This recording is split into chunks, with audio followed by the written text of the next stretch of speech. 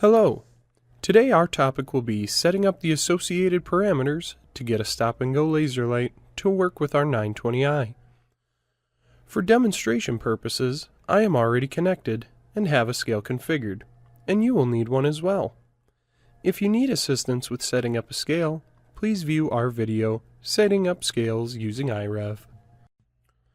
To start, we want to make sure that our LaserLight can display the weight it is receiving, so we will proceed to the Communications menu.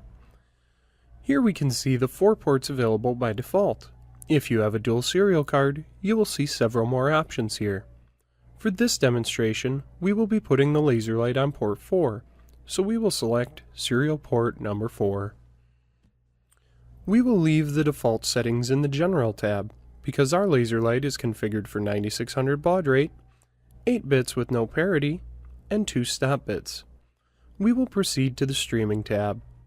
For our stream type, we will select Legal for Trade, since it is Rice Lake's most stable stream. Now, we also have access to the source scale number and format parameters.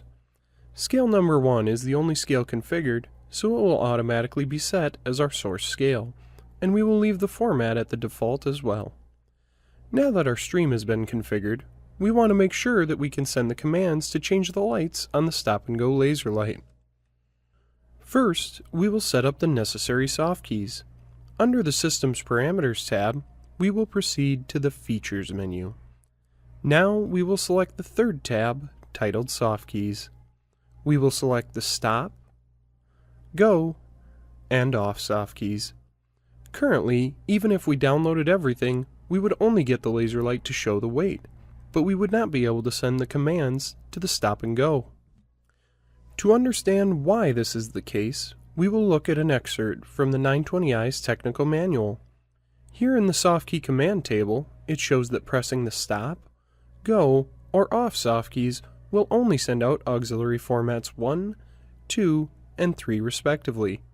So in order to send the commands to the Stop and Go, we will now go to the Print Formatting menu on the left side, and then select Print Format Information.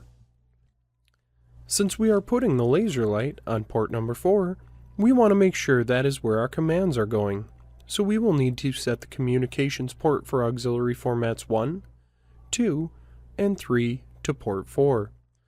So we select auxiliary format number 1, and then set the port.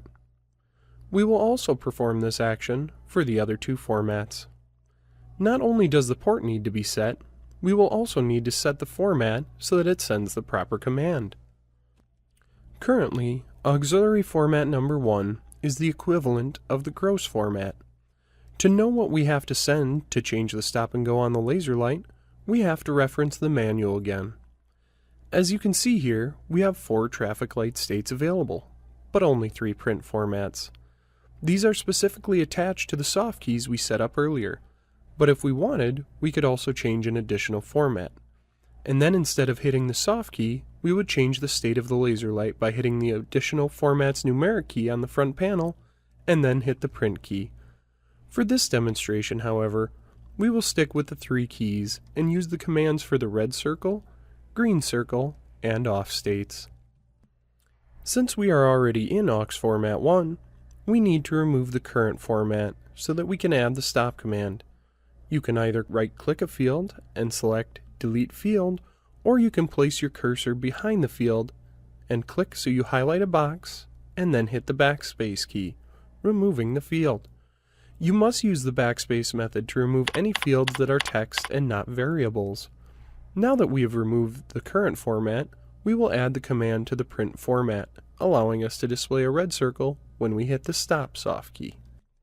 Referencing the 920i's manual again, we see that we need to type in a pipe, which is the character above the backslash on a standard Windows keyboard, followed by 2 zeros, a capital D, a capital O, a numeric 3, and an exclamation point. Now that we have the red stoplight set up, we want to set up the green circle as a go light, so we will proceed to auxiliary format 2. We will repeat the deleting process, and once that is finished, we will reference the 920i's manual again. Here we see the necessary command to create a green circle. So we will type in a pipe, followed by 2 zeros, a capital D, a capital O, and a numeric 2 this time, followed by another exclamation point. Once we are finished with that, we will add the command needed to turn the light off, so that the stop and go will look and function like a normal laser light. We will go to Auxiliary Format 3 and remove all of the current variables and text as we did to both Auxiliary Formats 1 and 2. Now we will reference the laser light commands in the 920i's manual and see that we need a pipe, followed by 2 zeros, a capital D, a capital O, another 0, and finally an exclamation point. Now that all of the required soft keys and formats are set up, we will download this configuration to the indicator. We will proceed to the Communications menu and select Download Configuration. With this open, we want to make sure that both the standard configuration as well as the print formats boxes are checked. Now that that has been verified, we will click Begin. Once it is finished, we can save and exit on the indicator and close out of iRev. This has been a demonstration of setting up the Stop and Go LaserLight commands using iRev.